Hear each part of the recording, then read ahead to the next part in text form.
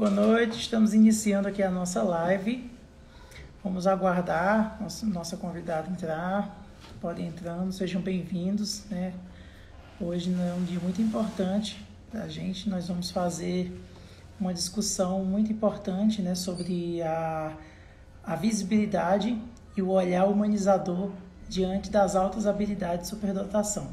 E nós teremos aí a nossa convidada, Jogemima, que já entrou. Boa noite, Jogemima. Boa noite, Arilma. Eu vou te convidar, Jogemima, tá? Pronto. Já entrar ao vivo.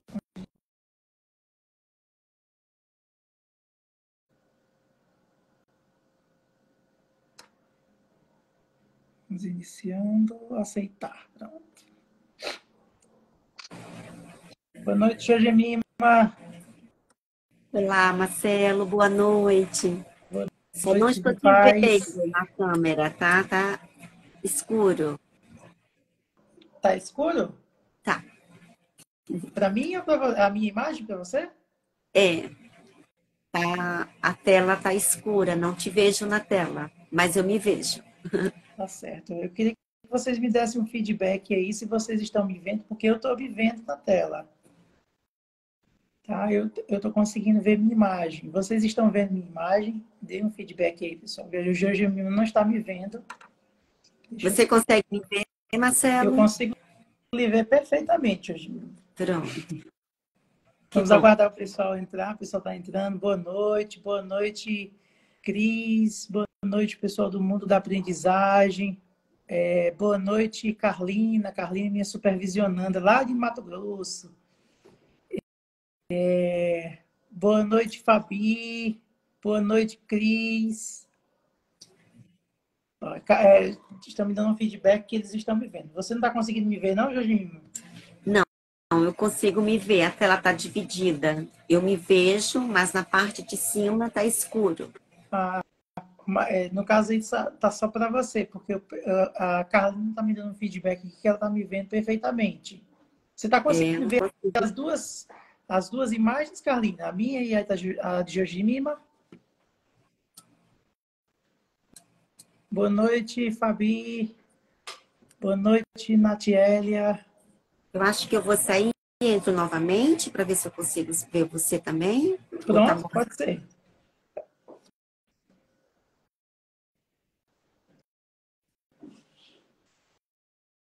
Vamos deixar a Jorgemima entrar novamente.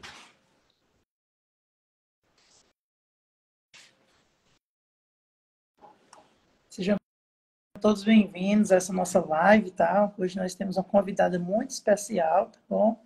A Jorgemima, ela é referência em autousabilidade e superdotação no Recife, tá bom? A dissertação de mestrado dela foi sobre autousabilidades, ela tem um trabalho magnífico, tá? E ela também pronto, ela está em solicitação. Vamos lá.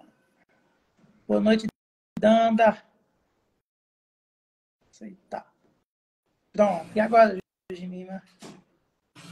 Bom, deve ser talvez alguma falha aqui no meu aparelho, mas o que importa é que eu estou na live, mas continuo não te vendo. Pronto, Só, as pessoas me deram feedback aqui, várias pessoas, que eles estão vendo as nossas duas imagens, tá? ai, que Que bom. pena que você não vai me ver, mas pelo menos a gente vai, né? A Cris está me dizendo aqui tudo tranquilo, áudio e vídeo em ambos. Que bom, obrigado, Cris, pelo feedback.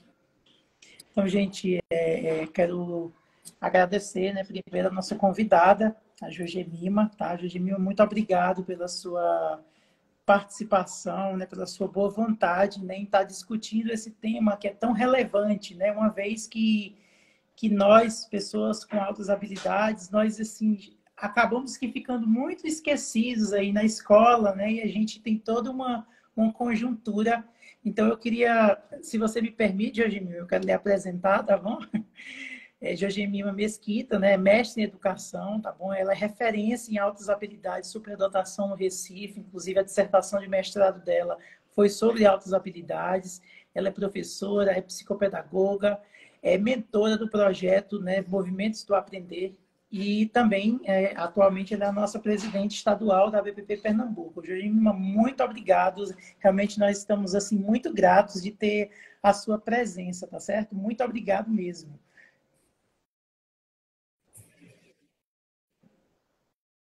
Eu que agradeço o convite e a oportunidade de poder dialogar com a sociedade, tanto educacional, qualquer outra área de conhecimento, com essa temática de grande relevância para o nosso fazer psicopedagógico.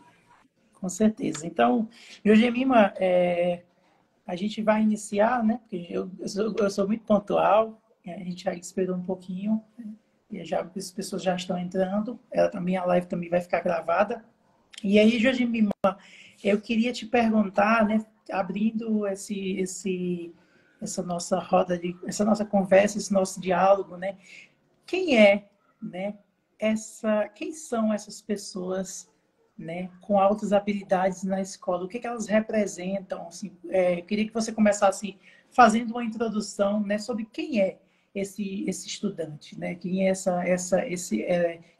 essa pessoa superdotada que habita, né, as instituições de ensino, as escolas, as faculdades?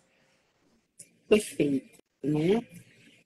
Eu gosto muito de trabalhar com provocações, né? Eu acho que isso é muita característica de um psicopedagogo e da psicopedagogia. E antes de eu responder a tua pergunta, iniciar o nosso diálogo, eu vou deixar algumas provocações aqui para o público que está participando conosco nesse diálogo, não é? Mas, afinal, o que são altas habilidades? De que forma nós ouvimos falar sobre essa temática?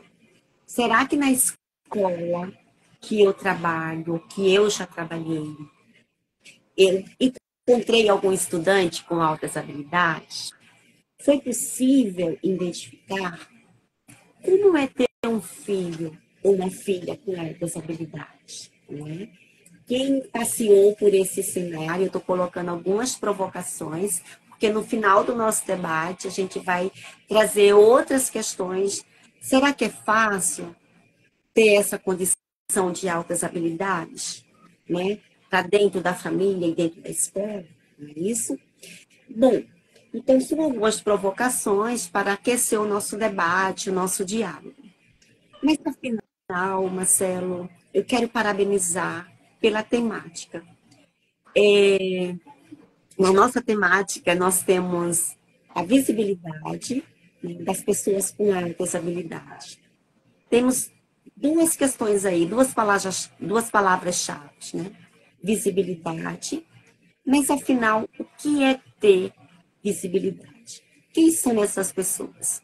Na verdade, o estudante com altas habilidades sempre esteve na escola, porém, à margem da exclusão. Por quê? Quando a gente fala em visibilidade, eu estou me colocando no lugar de me sentir visível em algum espaço. E quando eu começo a ter visibilidade nesta escola que eu estudo, como estudante com altas habilidades, eu começo a ter o sentimento de pertença nesse espaço. Então, se eu tenho visibilidade e tenho um sentimento de pertença nesse espaço, eu vou me sentir confortável de frequentar o espaço escolar. E pessoas com altas habilidades, não é? É bom que fique aqui bem definido o conceito, não é? Altas habilidades, ela pode vir acompanhada de que forma? Com um conhecimento acima da média, que pode ser na área acadêmica ou intelectual, mas também com outro tipo de conhecimento, como para outras áreas que ele possa desenvolver esse talento. O talento para música, o talento para a dança, o talento para a arte, o talento para a linguística, enfim. Então, altas habilidades são as pessoas que apresentam um potencial intelectual acima da média, tanto na área acadêmica ou na área intelectual, mas também nas diversas áreas do conhecimento, né? Como já foi colocado, por meio da música, por meio da arte.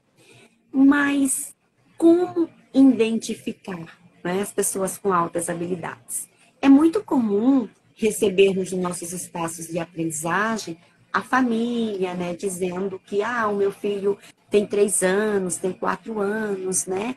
Ele fala 2 idiomas, ele consegue fazer cálculos mentais na área da matemática.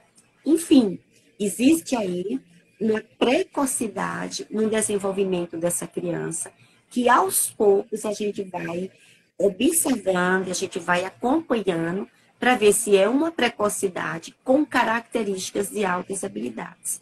Por isso que a identificação é fundamental quando a gente está trabalhando com esse público de altas habilidades. Mas quando a gente volta para a temática, a visibilidade e o olhar humanizador para as pessoas com altas habilidades, podemos pensar nas relações humanas, porque do mesmo jeito que é complexo, que é sofrido ter um estudante ou um filho com uma deficiência ou com algum transtorno, com alguma dificuldade mais comprometida no processo de aprendizagem, é sofrido também ter um filho ou um estudante com altas habilidades. Como assim, professora?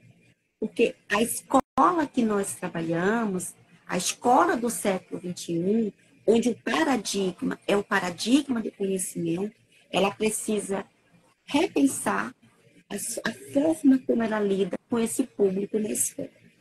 Vamos pensar juntos, não é? Quando eu recebo um aluno com altas habilidades, eu não consigo identificar esse potencial, ele vai chegar com uma série de conhecimento e com um repertório de conhecimento naquele espaço.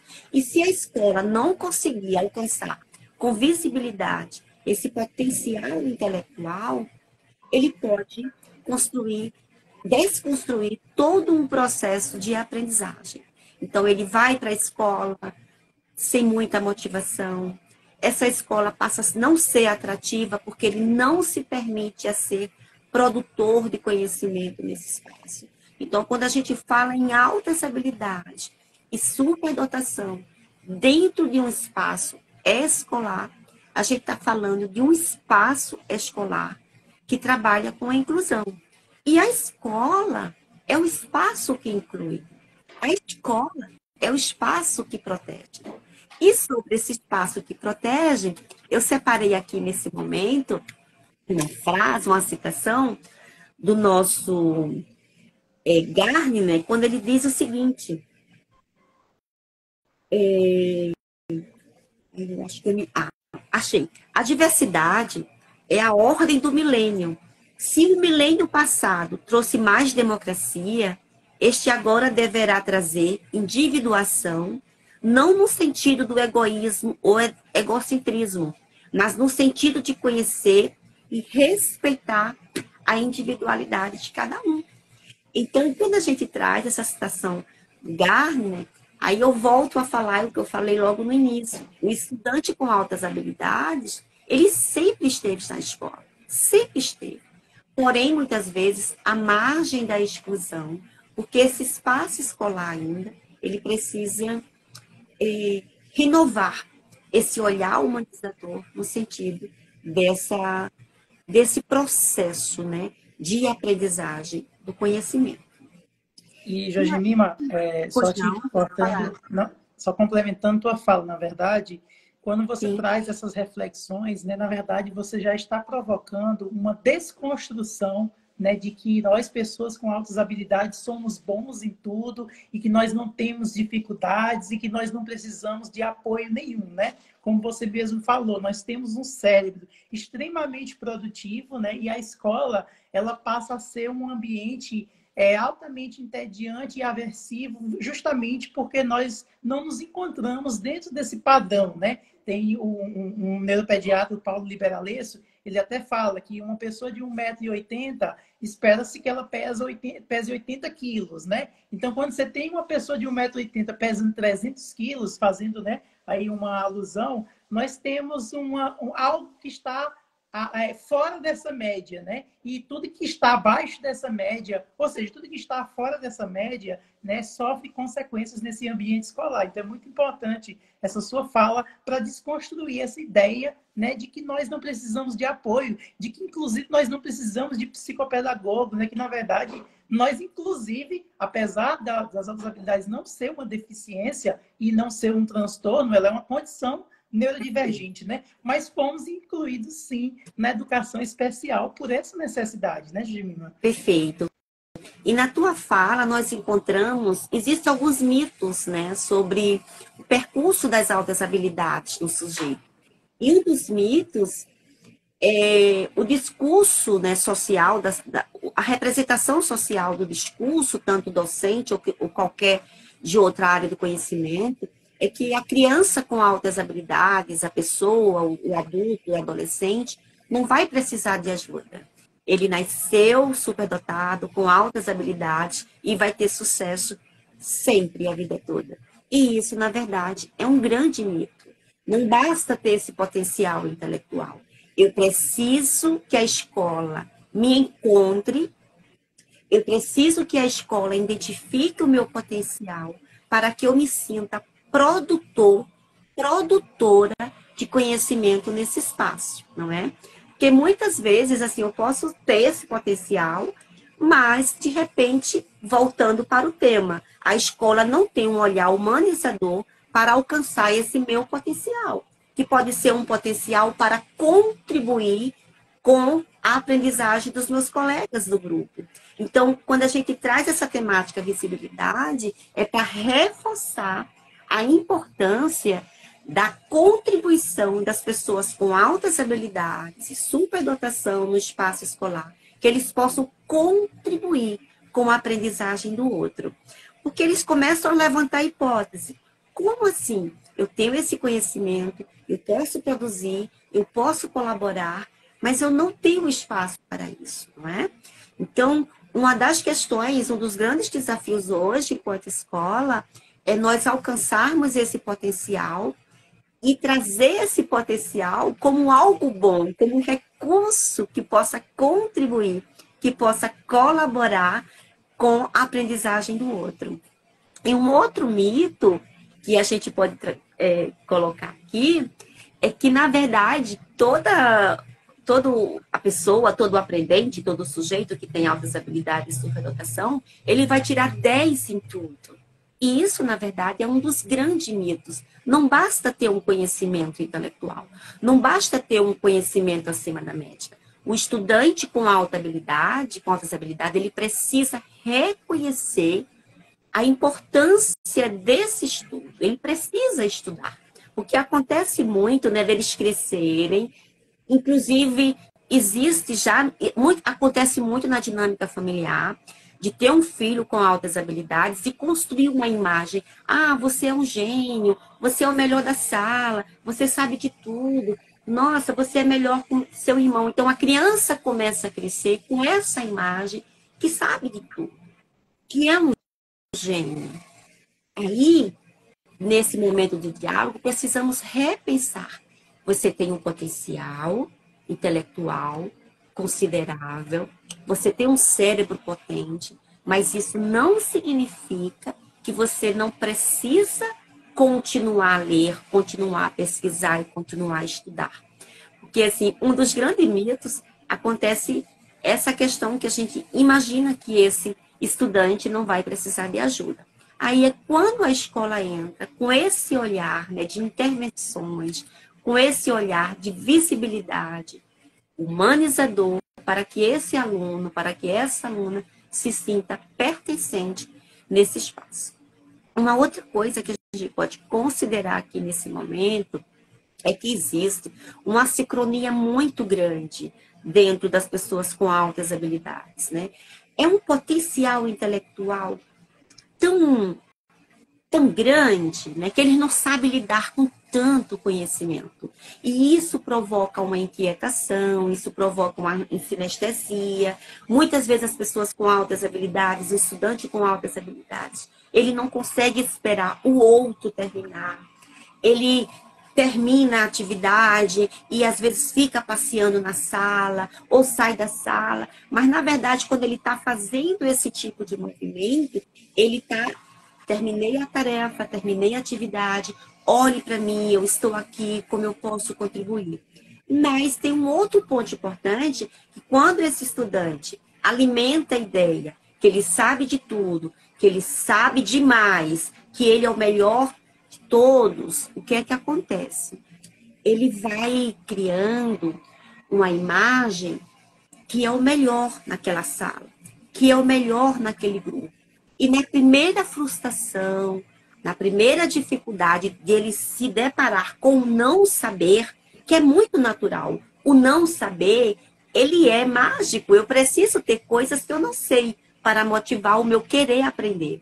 Então, quando ele percebe que ele é instigado, que as pessoas perguntam, né, e ele não responde aquela pergunta ou não sabe responder, ele entra no processo de frustração, né? E muitas vezes ele desvia a pergunta e não deixa nenhum adulto concluir e sai da cena do jogo da pergunta, porque muitas vezes ele cresceu ouvindo que ele sempre tira 10, que ele não precisa estudar, né? Então isso é um grande mito dentro o Jojimima falando, comprovando que é um grande mito, eu mesmo tirei notas baixas a minha vida toda, certo? Eu fui reprovado 2 vezes, né? Então, assim, eu me considero a prova viva de que o que você está falando é completamente verdade, né? Pessoas com altas habilidades, elas tiram notas baixas, elas são reprovadas, principalmente quando essa escola parece não enxergar.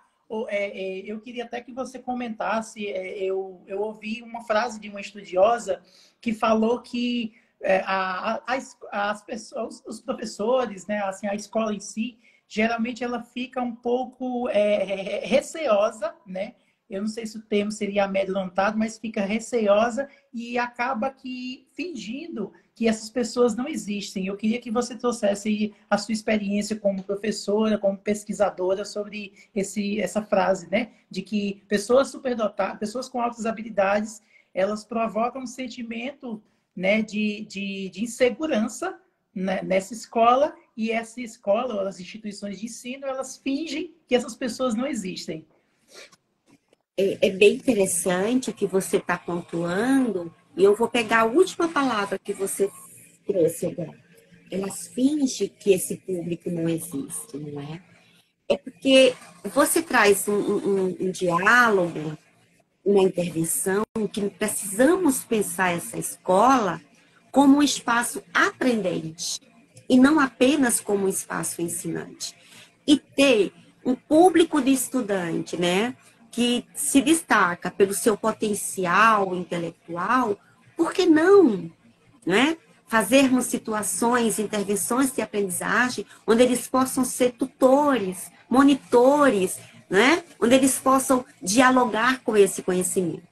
Só que, na verdade, o que é que acontece? A nossa formação inicial, enquanto professores, enquanto docentes, a universidade não traz essa formação de olhar esse aluno como um protagonista da aprendizagem e pode dialogar e trocar conhecimento com o professor. Ainda existe, né, essa cultura que o professor é o que ensina e o aluno é que aprende, não é? E isso faz com que esse aluno com altas habilidades e superdotação fique à margem da exclusão, como cita a nossa querida Virgolina. Ele sempre esteve na escola, né? Então, um dos grandes desafios hoje, enquanto século XXI, é repensar essa escola. Eu acho que eu falei uns 10 minutinhos atrás que a escola é o espaço que inclui. A escola é o espaço que protege. Eu vou todos os dias para essa escola. Vamos imaginar, eu tenho um potencial, eu sei que eu posso ajudar outros colegas com outras habilidades. Todo dia eu vou a esse espaço e não tenho oportunidade de contribuir, não é?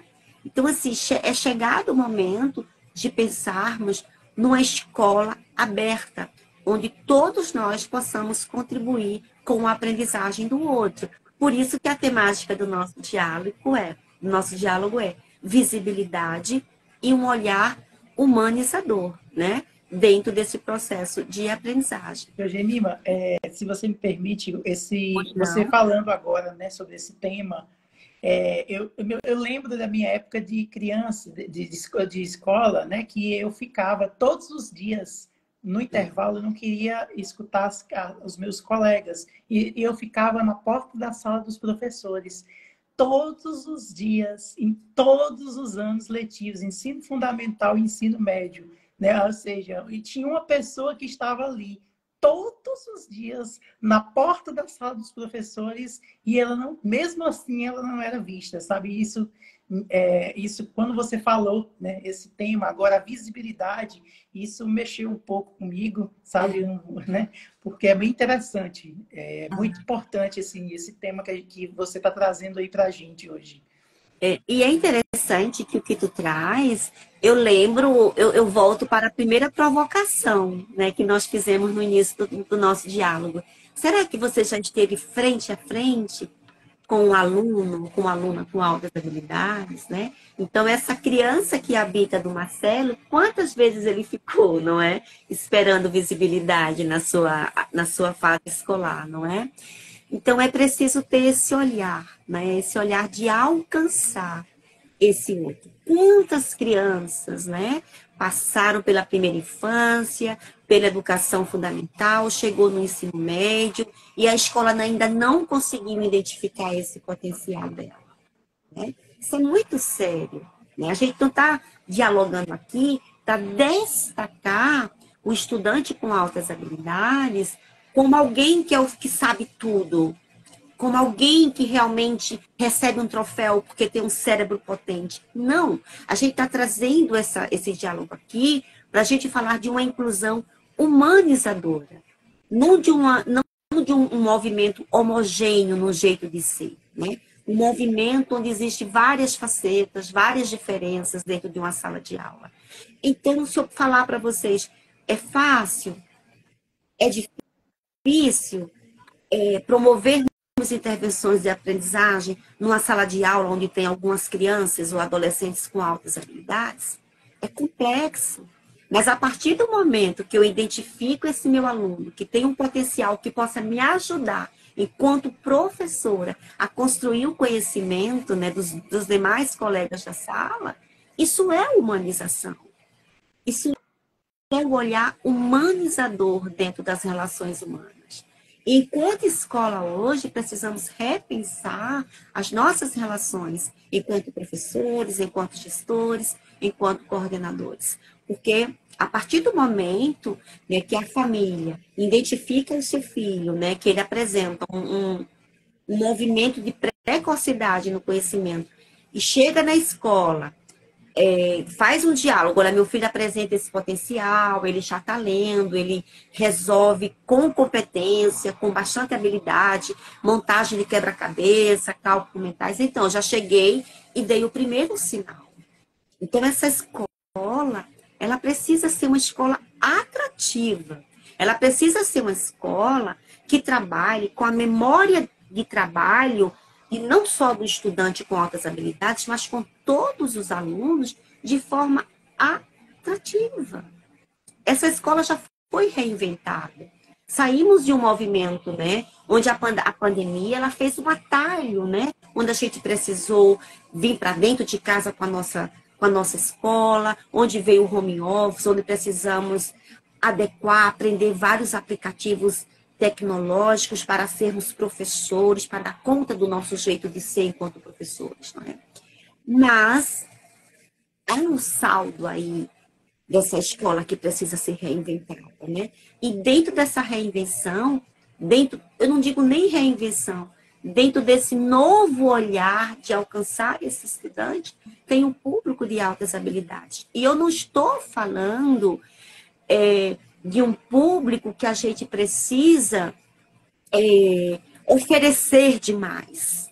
Não vamos agora oferecer bastante conhecimento para eles suprir o conhecimento, né? Mas a escola precisa oferecer um currículo que enriqueça as competências intelectuais desse estudante, que realmente ele possa ter suplementações de conhecimento no horário seguinte para aí sim ele perceber, não, eu estou tendo oportunidade nessa escola.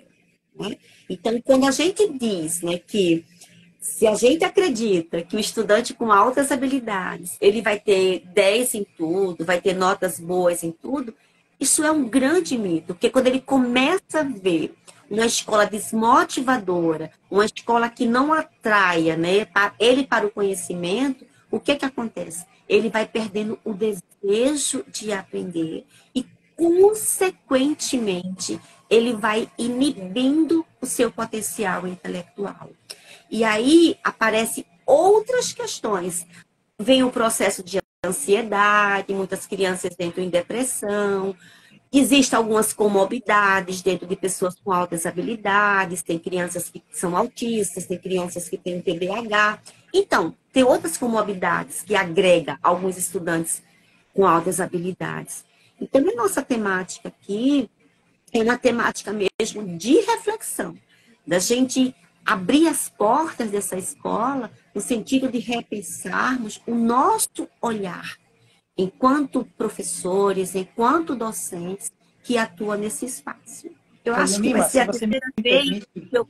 pe- Pois não. pegar um pouco Diga. da tua reflexão, porque a gente falou de enriquecimento curricular, tá certo? Uhum. E eu lembro que a neuropsicóloga que fez minha identificação, ela solicitou para mim o atendimento educacional especializado na faculdade e ela colocou enriquecimento curricular e também apoio socioemocional. Porque nós temos, né, algumas características que são socioemocionais que, se você puder destrinchar aí para a gente, que seria a autocobrança, o perfeccionismo, esse senso elevado de justiça, assim, já para a gente encaixar na sua proposta, né, justamente de que nós não somos super-humanos. Nós somos pessoas e nós temos algumas facilidades e temos dificuldades como qualquer outro ser humano. Mas se você pudesse pontuar sobre essa questão, né, não apenas do enriquecimento curricular, mas desse apoio socioemocional que a escola precisa, né, dar para pessoas com essa condição. Claro. Antes de eu te responder e ampliar a tua fala, eu acho que é a terceira vez que eu falo. A escola é o espaço que inclui. Não tem outro espaço que não seja a escola, que dê oportunidade de convivência em grupo. É a educação básica, onde tudo ali acontece. Então, precisamos afinar, alinhar o nosso olhar, não só para as crianças com altas habilidades, estudantes, mas para todos os estudantes que estão nesse espaço, né? E quando a gente traz a questão do enriquecimento curricular, é um direito do estudante com superdotação nesse espaço escolar. Ele tem uma carga de conhecimento, é incansável. Eu tenho no meu espaço de aprendizagem psicopedagógica, eu preciso ler, eu preciso estudar, eu preciso pesquisar para acompanhar meus estudantes. Não que meu espaço psicopedagógico seja de suplementação de conhecimento, não. Mas eu preciso dialogar com ele no sentido de ter um outro que tem um vínculo com conhecimento com ele, né? E o enriquecimento curricular, como eu já coloquei, além de um direito, faz parte de um projeto de atendimento individualizado com esse estudante, né? Não que ele vá ficar numa sala, mas o enriquecimento curricular, vamos pensar junto. Digamos que ele é muito, muito bom na área de exatas.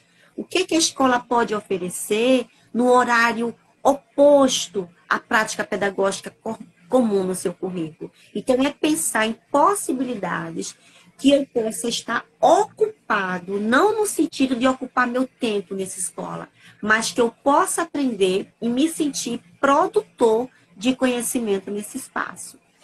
Outra questão muito importante é a suplementação, que dialoga muito com o enriquecimento curricular. É a suplementação do conhecimento. Não podemos deixar um aluno que tem um potencial intelectual, ai, professor, terminei, e daqui a pouco me dê outra folha que eu faço. Ele vai terminar logo.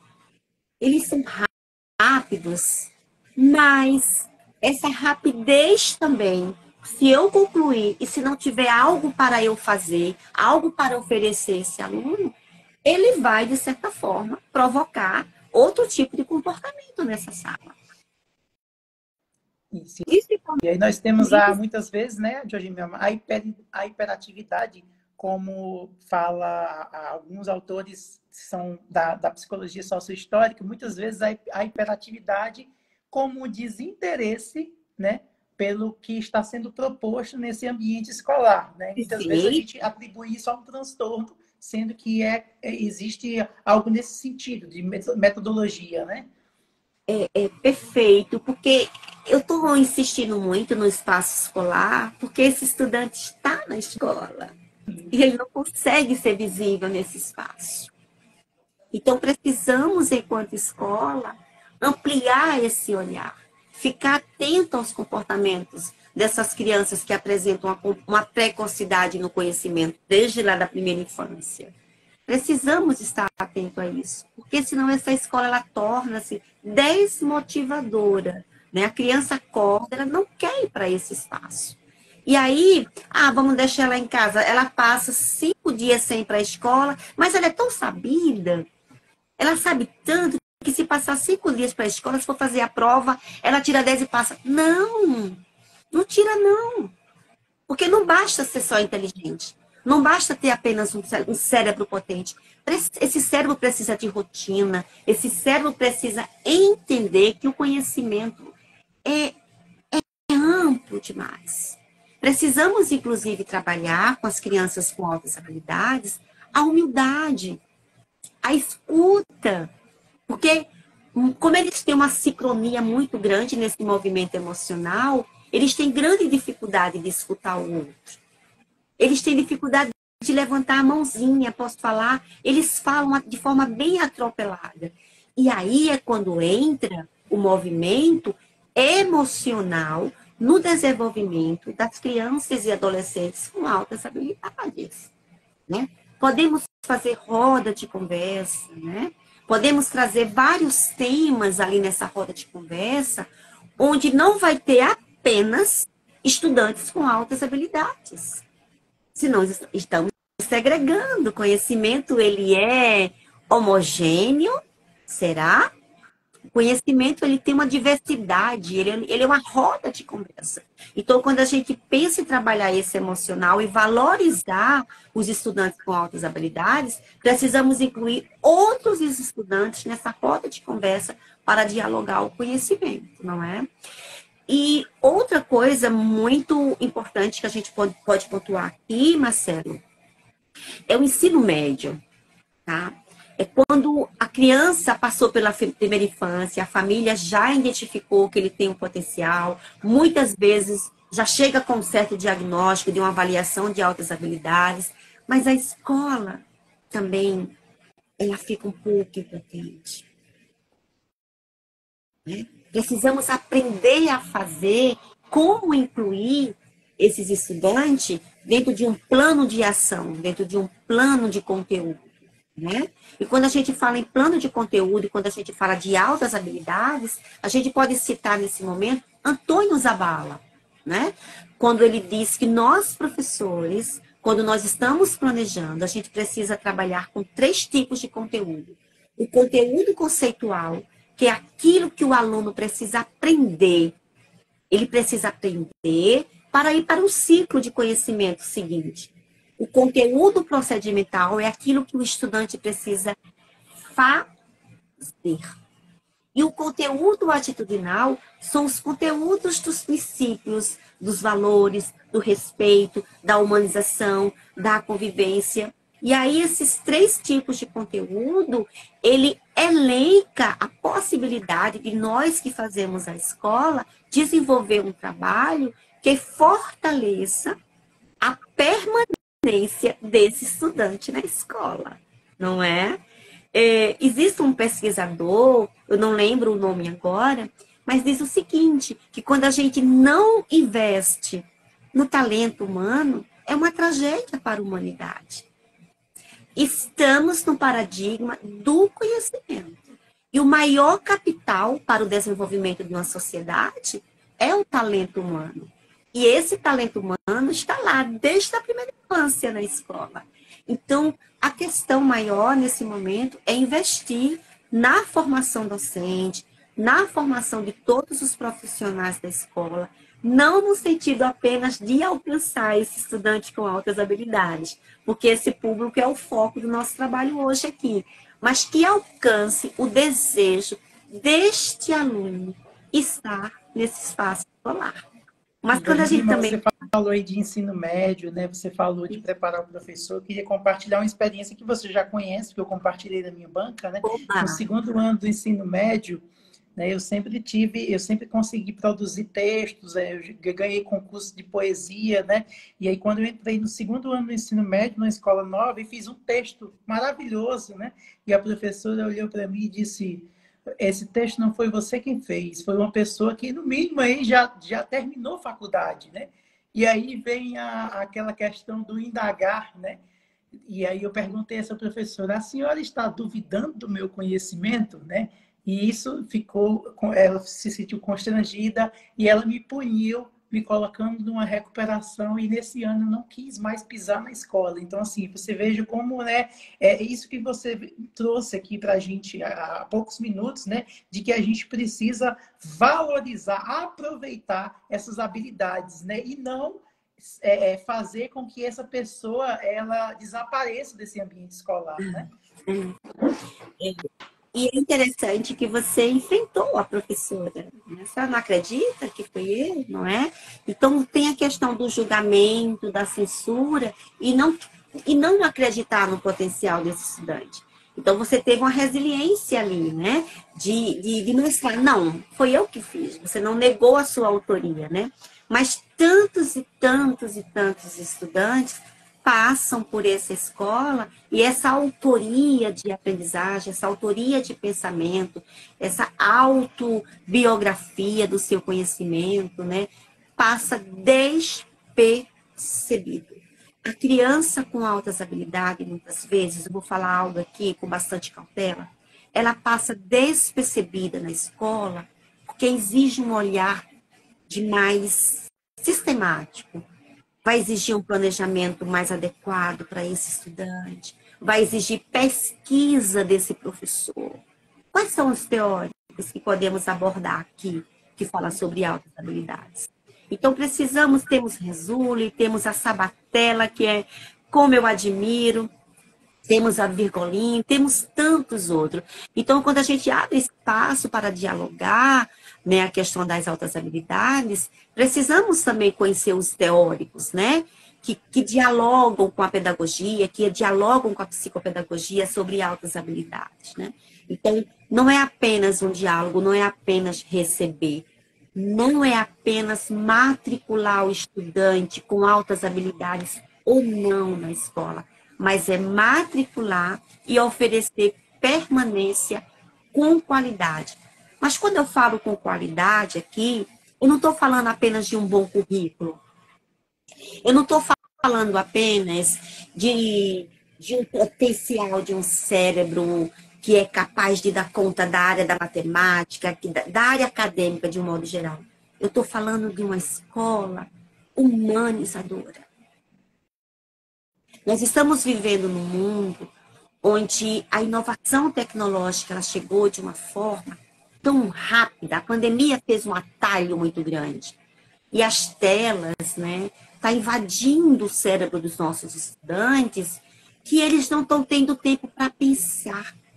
Estamos ficando com o cérebro, não é preguiçoso, é um cérebro desatento, não por uma questão de patologia, mas porque eu não estou estimulada mais a pensar, porque eu perco muito tempo ali na tela. Então, quando eu falo que essa temática da visibilidade e o olhar humanizador diante do estudante com altas habilidades, eu até peço licença aqui para vocês, para a gente ampliar e seja para todos os públicos e alunos que estão nesse espaço de aprendizagem, né? É reinventar. Precisamos atuar também, Marcelo, e os colegas que estão aqui participando desse debate, é a formação do professor. O professor também precisa querer estar nesse espaço. Jorge Mima, se você me permite, Desejar estar nesse espaço. Por favor, mas... a Carlina, que é professora lá do Mato Grosso, ela é minha supervisora, tem 35 anos de sala de aula, ela colocou aqui, tema relevante, mas as instituições de ensino, gestores e profissionais ainda resistem às mudanças, limitando o público no processo nos diversos aspectos. Eu vou deixar você comentar essa fala, Jorge Mima, mas antes de você comentar, já para não lhe cortar, eu queria lhe fazer uma pergunta. Eu gosto também de algumas provocações, tá bom? E eu queria fazer uma pergunta sobre aceleração, sobre acelerar uma pessoa com altas habilidades. Qual seria a sua posição em relação a isso? Se você puder comentar, né, o que a professora Carolina está falando, e em seguida, que obviamente eu estou lhe perguntando porque eu já conheço, né, a sua, mas eu queria externar, né, esse seu conhecimento aqui para as pessoas que estão nos assistindo. Claro, claro, que bom que a gente vai conversando e vai surgindo vários tópicos, né, para o nosso diálogo. Sim, é verdade o que a professora trouxe para a gente, né? A escola, ela ainda está muito resistente, mas a gente fala em inovação pedagógica. A inovação é um movimento de dentro para fora. A inovação é quebra de paradigma, sim, né? Mas essa quebra de paradigma, eu posso ter a melhor escola do mundo, com tablet, com vários computadores, com um Wi-Fi muito bom para meus estudantes, alunos acessarem ali a tecnologia, mas se eu não mudo o meu jeito de ver o outro, as suas necessidades enquanto aprendente, então eu vou ser sempre aquela professora que vivo no movimento da inovação do século XXI, mas vivendo décadas de uma educação mais obsoleta e conservadora, que para a época podia ser o paradigma do momento, mas estamos num outro momento, né? Por isso que é necessário uma revolução. E quando eu falo da formação do docente, eu me emociono, porque ele é a linha de frente. O professor é a linha de frente para nós mudarmos a educação, para nós termos uma educação de qualidade. E quanto ao movimento que você trouxe da aceleração, essa pergunta, eu sempre dialogo sobre essa temática. Vamos pensar naquela criança que eu acabei de receber, um exemplo, com 4 anos de idade na minha sala de aula, e ela já fala 3 idiomas. E ela já lê tudo, e ela consegue elaborar cálculos mentais com bastante competência. Perfeito. Cognitivamente, há um movimento bem acelerado desse conhecimento. Mas, ao mesmo tempo, eu já tive uma experiência, né, de um pai querer, doutora, ele já sabe de tudo aqui na sala. Enquanto os meninos estão aprendendo a ler, ele já sabe ler em outras línguas. Aí eu disse, vamos pensar. Seu filho tem 4 anos de idade, ele está na primeira infância. Se acelerarmos para o ensino fundamental, é possível que ele perca o interesse de aprender. Ele pode estar bem cognitivamente para essa idade que ele apresenta, com esse potencial em destaque. Porém, existem coisas da primeira infância que é milagrosa.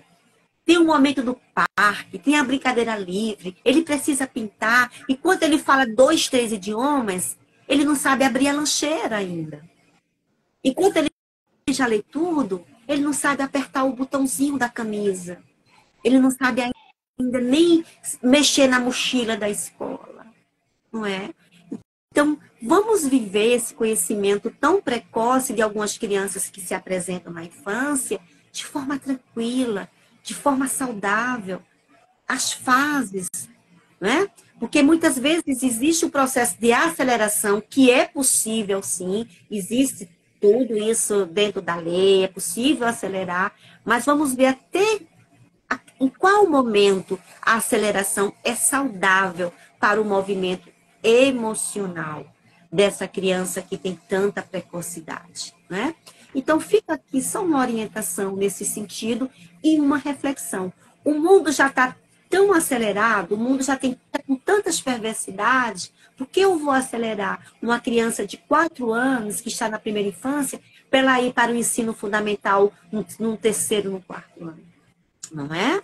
E aí, Será? Jojimima, E lembrando, sua Marcelo, reflexão que é quando a gente muito pertinente, sai, sabe? sim, Porque justamente como você falou, né? Às vezes a criança está no pré-1, ela já sabe falar 3 idiomas, mas ela não tem motricidade fina para abrir a lancheira. E a gente sabe que quanto mais, né, os anos escolares vão passando, não que a gente seja cognitivo, porque apesar da sociedade achar que nós só somos cognitivos, nós somos psicomotores, emocionais, nós somos um ser completo, né? Mas essa experiência, né, que você bem pontua, se você olhar a BNCC, né, ela traz toda essa experiência justamente nesses anos, nesse pré-escolar, nesses anos iniciais, né? Então, assim, isso é, na verdade, que se nos traz, isso é de uma maturidade muito importante para que a gente possa construir. Eu mesmo estou acompanhando uma criança agora que ela fala vários idiomas, mas ela não consegue pegar no lápis.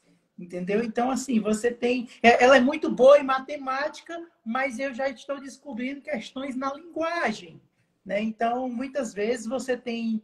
Você, inclusive, taxa uma criança dessa. Nossa, essa criança é tão inteligente, mas ela não quer ler, ela é preguiçosa. E muitas vezes, na verdade, ela tem uma dislexia, ela tem algo na linguagem, né? Ou seja, ela é boa em matemática, mas ela não é boa em português por algum motivo, que é muito mais fácil a gente apontar o dedo e dizer é preguiça, é porque você não quer, né? E é assim que a sociedade ela vem, né? Ela vem olhando as pessoas, né? Se foca numa habilidade e esquece que nós não temos só habilidades, nós temos dificuldades. E quanto mais neurodivergente, ou seja, quanto mais idiomas uma criança fala aos 4 anos, eu acredito que menos experiências motoras ela terá tido, né? Perfeito. É por aí mesmo, né? Então, é importante trabalhar todo o processo de aprendizagem, cumprindo as etapas do desenvolvimento, né? Para não correr o risco de acelerar em algumas situações, né? E esse conhecimento ficar cansativo para a criança acompanhar. Porque uma criança de 4 anos, 5 anos, ela vai ser acelerada para um ensino fundamental, digamos assim, o terceiro ano, ela não tem maturidade até para vivenciar brincadeiras de uma criança de 8, 7, 9 anos, não é? Essa maturidade psicomotora, essa linguagem corporal, ela está em desenvolvimento. Então, o que a gente traz aqui essa reflexão da aceleração, que é possível fazer, mas que seja com cautela e com muita responsabilidade, para não causar danos emocionais nessa criança e, ao mesmo tempo, um desinteresse no que se refere ao processo de aprender, não é? Ela vai se desgastando, aquele potencial que era tão saudável, que era tão refinado, ela já perde o interesse pela leitura, ela já perde o interesse pelo cálculo, né? Ela vai se esquivando, ela vai se escondendo, né? Então, vamos fazer o processo da aceleração de forma responsável e com cautela nesse momento. E podemos também falar aqui, né, das habilidades referente à questão da música, da arte, não é? Dos esportes, não é? Então, assim, quando a gente não está falando só de um professor de sala de aula que trabalha ali com o conteúdo da matemática, da ciência, da física, da biologia, mas a gente está falando também de um conteúdo da arte, do movimento da música, do movimento dos esportes. Então, todos os professores precisam ficar atentos ao talento que está ali. Porque nós, como professores, nós temos um olhar muito sensível. Mas muitas vezes a gente não usa, porque a gente se limita a viver o engessado.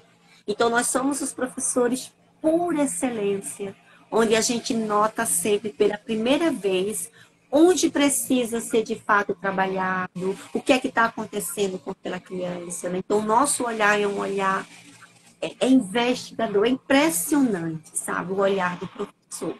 Então, Jojimima, precisamos ficar atento mesmo a esse olhar. na verdade, eu já estava pensando em falar algo quando você, antes de você falar isso daí, tá certo? Porque eu queria tecer a seguinte reflexão, né, de que altas habilidades não é um diagnóstico médico, né? Ela é uma condição, tá? Ela é uma condição e nós não somos diagnosticados, nós somos identificados, né? Neuropediatras responsáveis, por exemplo, o Paulo Liberales mesmo, que já tem mais de 25 anos, ele diz, olha, eu como médico eu não tenho instrumento nenhum para identificar uma pessoa com altas habilidades. E aí, nesse diálogo que a gente vem tecendo, né, a gente vem trazendo aí a figura do psicopedagogo como alguém que tem muitos instrumentos e também a figura do professor, ou seja, diante de uma sociedade medicalizante, onde ela coloca toda digamos assim, a resolução, né, no médico, a gente tem uma condição que vai dizer que não é o médico que vai saber identificar, porque ele não tem instrumentos. Então, isso aí casa muito bem com o que você está falando a respeito do professor, a importância desse professor nessa identificação. Perfeito, perfeito, não é? Porque não é um exame de sangue que vai identificar se a pessoa tem ou não altas habilidades, mas são os olhares multidisciplinares, não é? Envolve, sim, toda uma equipe multidisciplinar, neuropsicólogos, psicólogos, neuropediatra, né? Para realmente ver essa condição desse cérebro aprendente, né? Porém, o olhar do psicopedagogo é fundamental. Porque nós, psicopedagogos, nós somos especialistas da aprendizagem. Podemos dizer que nós somos terapeuta da aprendizagem. E o nosso foco é trabalhar com as dificuldades de aprendizagem e promover intervenções para que essa aprendizagem ocorra de maneira saudável. E o que seria de maneira saudável? O nosso objetivo é promover o desejo de aprender. Então, não adianta a criança com o cérebro potente, o cérebro que resolve soluções ali, problemas rápido. Ele precisa continuar a desejar aprender. Por isso que os pais, né, eu acho que uma orientação para os pais agora, nunca está elogiando muito esse filho. Você é muito bom, nem precisa estudar. Não faça isso. Você é inteligente, você tem um conhecimento, mas você precisa ainda pesquisar mais, vamos junto. É promover a continuidade desse conhecimento na plataforma da ciência e da pesquisa e, principalmente, manter o desejo desse estudante gostar de aprender. Porque nós estamos vivendo numa sociedade muito imediatista, onde a gente perde o foco também por qualquer bobagem, por qualquer besteira. Estamos desatentos pelo excesso de estímulos tecnológicos, né? E aí isso inclui também a dificuldade dessa criança manter-se focada dentro do processo de aprendizagem, né? Então, quando a gente traz a temática visibilidade, olhar humanizador diante das pessoas com altas habilidades, né? É a visibilidade e a humanização também deste professor, dessa escola, por meio de um olhar que promova o pertencimento desse estudante na escola, né? E a minha preocupação também, Marcelo, não é que a escola promova ou destaque esse estudante. Aqui a escola tem muitos alunos superdotados, aqui a escola tem muitos estudantes com altas habilidades. Não é por aí o caminho. Não é esse o caminho. É ao contrário, é ver esse público de estudante que está na escola e que eles sejam aproveitados para colaborar com o processo de aprendizagem, de produção de conhecimento no espaço escolar. Porque se a gente reúne todos os estudantes e destaca eles demais, estamos segregando ali um cérebro potente e destacando que eles são sempre os melhores. Eles podem ser muito bons nas suas áreas, mas eles são melhores ainda quando eles se percebem capazes de contribuir com a aprendizagem do outro. Então, não basta apenas estar na escola. Eu preciso me sentir produtor e produtora de conhecimento nesse espaço escolar. Georgina, E isso é um o trabalho de reflexão. que você fala é de tanta maestria que eu lembro que as disciplinas que eu aprendi mais na graduação, quando eu fiz pedagogia, foi justamente as disciplinas que os professores deixavam que eu desse aula, né? Assim, eles, como você falou, não é destacar aquela pessoa como o sabe tudo, não, mas é fazer com que ela também possa ser produtora de conhecimento, possa, né, construir, porque o conhecimento ele é algo construído, ele não é algo que você transfere, não é isso? Isso. É por aí o caminho, né? Eu preciso me sentir produtora de conhecimento nesse espaço, não é? E outra coisa, assim, importante, outro ponto importante que nós podemos dialogar aqui é trazer os pais dessas crianças, trazer a família dessas crianças para a escola, orientar esses pais, né? Porque como já foi falado no início do nosso diálogo, do mesmo jeito que é complexo, né? Ter uma criança com algum transtorno, uma criança com dificuldade de aprendizagem, ou a criança que tem alguma deficiência intelectual ou física, não é? Do mesmo jeito que é sofrido, é também sofrido para uma família ter um filho que tem um potencial e a escola não consegue alcançar esse potencial, não é? Então, esse diálogo, ele parece muito prazeroso, mas ao mesmo tempo ele é muito complexo, né? Porque visibilidade é quebra de paradigmas também. Eu dar a vez o outro, eu reconhecer o outro no seu potencial, vai depender de como eu vejo esse outro, de como a minha concepção de avaliação, a minha compreensão de aprendizagem, a minha concepção de avaliação, não é? Então, voltando aí, a professora colocou, a escola ela está no movimento de resistência. É, eu entendo que hoje a inclusão ela gera um certo mal-estar dentro da escola, porque vai exigir inovação. E a nossa formação inicial, ela foi focada no processo muito conservador, né? Onde eu saio da universidade para ser a professora que tem que ensinar, não é? E a sociedade hoje do conhecimento, como fala Lacan, o paradigma é um conhecimento. Mas eu posso destacar aqui um projeto que eu tenho, que são 3 Cs. C do conhecimento, C de curiosidade e C de criatividade. Então, não basta apenas o conhecimento para o aluno com altas habilidades ou não. É preciso ter o conhecimento, fazer uso desse conhecimento, ter curiosidade para buscar mais conhecimento e fazer dessa curiosidade o processo de criatividade. Aí é quando a gente cita Resule com as teorias dos 3 anéis em relação à questão das altas habilidades. Para eu permanecer com o desejo de aprender, enquanto estudante que tem um potencial para aprendizagem, eu preciso estar envolvida com a tarefa. E para eu estar envolvida com a tarefa, eu preciso de um outro que eu otorgue confiança e que me dê a oportunidade de aprender, não é? Então, não basta receber um aluno, um estudante. É preciso ter essas 2 palavrinhas dentro da escola. Visibilidade e pertencimento.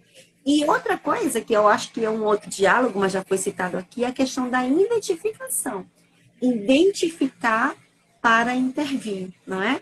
E a identificação, como já foi colocado, muitas vezes a criança ela chega na escola e sai da escola e não consegue ser o seu potencial intelectual, não consegue ser visto, não consegue ser alcançado, porque a nossa formação ela foi direcionada para vermos todos iguaizinhos, todos no mesmo quadrado. Mas dentro do mesmo quadrado tem vários quadradinhos, tem vários círculos, tem vários triângulos, tem vários retângulos. E aí, nessa diversidade, a gente vai aprendendo a ser, a gente vai aprendendo a fazer e a gente vai aprendendo a conhecer, não só como aluno dessa escola, mas principalmente como pessoa. Então, é esse olhar humanizador que a gente está trazendo aqui, com tanta ênfase no processo de visibilidade com os estudantes com altas habilidades. É esse o caminho, Marcelo.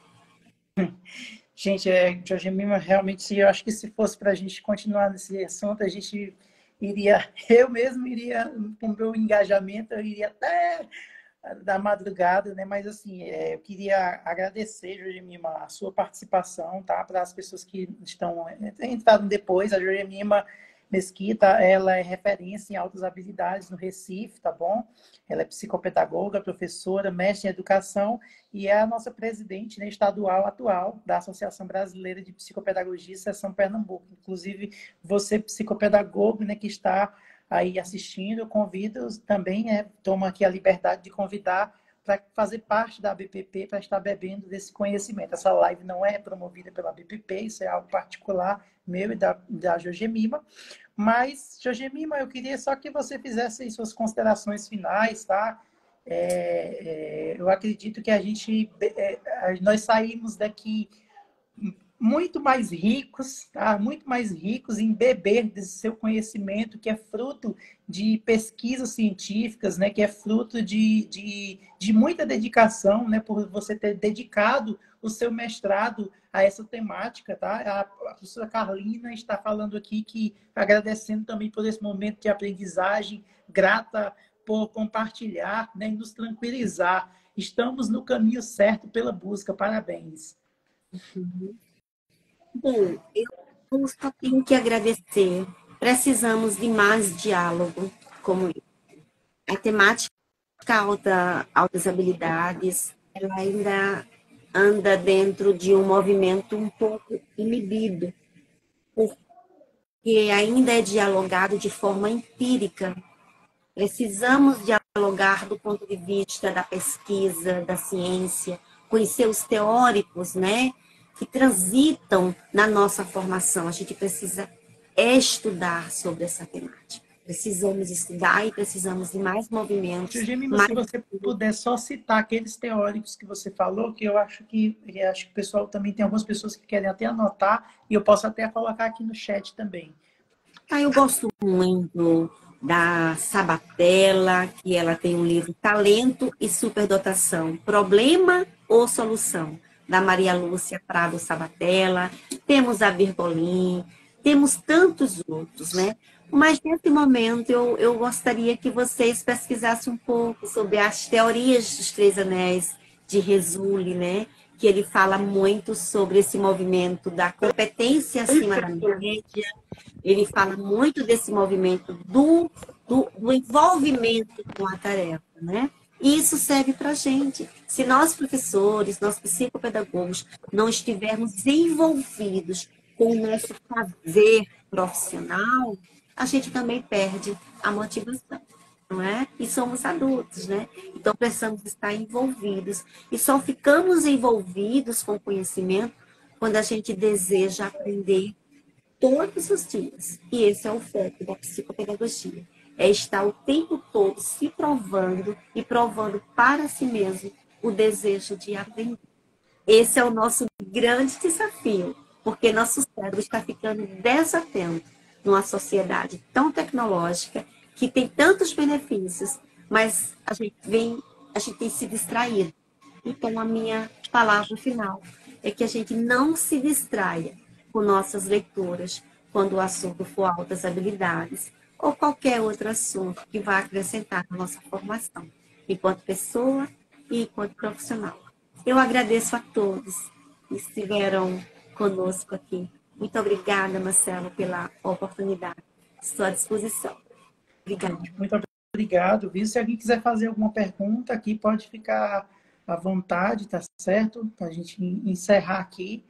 E eu costumo dizer, Georgemima, que a aprendizagem humana, ela não faz parte, isso são palavras minhas, tá bom? Ela não faz parte do desenvolvimento, ela é o desenvolvimento. Porque a gente não tem como caminhar a gente não tem como caminhar se não for aprendendo, né? O próprio respirar é uma aprendizagem, ele requer todo um conjunto funcionando, né? Então, assim, estudando, inclusive criei até um grupo de pesquisas chamado Desenvolvimento Humano, que depois eu tive que mudar esse nome, o nome desse grupo para Aprendizagem Humana, porque ela é o desenvolvimento humano, né? E essas suas palavras, Georgemima, eu queria pedir, né, como pessoa que está dentro dessa condição, o Jorge nos falou aqui que nós não podemos descansar, né? Nós precisamos ler muito, nós precisamos ficar muito atentos a essa temática. E eu quero dizer para vocês, eu quero fazer esse pedido, porque nós estamos em todos os locais, né? Assim como todas as pessoas, né? Nós estamos nas faculdades, nós estamos nas escolas e muitas vezes nós estamos ali e nós não fomos identificados, né? E o professor, ele assim, como você bem trouxe, o Jorge, mesmo no início, o professor ele tem um lugar de destaque, né? Porque ele é a primeira, geralmente ele é a primeira pessoa que vai identificar, né? Não só as condições de altas habilidades, mas as diversas condições que nós temos, e é por isso que a gente precisa estar trabalhando essa formação do professor, né? Não apenas apontando o dedo para o professor, falando isso ou aquilo, mas a gente precisa proporcionar a melhora da formação, né? A formação de professores ela precisa ser vista com muita urgência. E a gente está falando de urgência, mas existem mais de 40 anos de pesquisas científicas comprovando essa necessidade, não é isso? Exatamente, né? E eu gosto muito de citar Edgar Morin, né? Trabalha com a questão da complexidade. E ele, nos seus livros, nos seus escritos, né, ele diz que precisamos ensinar a compreensão humana.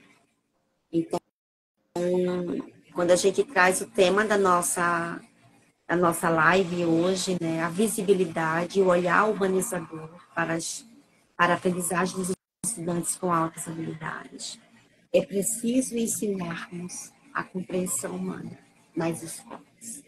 Compreender o outro a partir do lugar que ele se encontra. Esse é o nosso grande desafio enquanto escola do século XXI. Muito obrigada, Marcelo. Gente, muito obrigado, Jorge Lima. E nós vamos ficando por aqui. Essa discussão está maravilhosa, né? Mas a gente vai ficando por aqui. Temos o horário e a gente queria realmente, Jorge Lima, de coração te agradecer, tá certo? E nós precisamos, Jorge Lima, assim, eu sinto a necessidade realmente de mais discussões, né, sobre essas, tá bom? A gente precisa muito que pessoas que mergulharam a fundo nesse tema, como você, que é nossa referência aqui no Pernambuco, que a gente consiga dar mais destaque a essa temática, né? Nós temos uma legislação, mas muitas vezes isso está apenas no papel, né? Quando a gente vai para o dia a dia, a gente vê que essa legislação ela ainda está longe, né, de realmente efetivamente ser cumprida. A professora Carolina está falando aqui na pirâmide educacional, chega à sala de aula, né, e não aceitam as observações dos professores. É verdade, acontece bastante, né? Isso mesmo. Pois, gente, boa noite. Muito obrigado, viu, Jorge Mima? Muito obrigado a todos. E a gente vai encerrando por aqui. Um grande abraço. Minha vontade é ficar discutindo com vocês até meia-noite.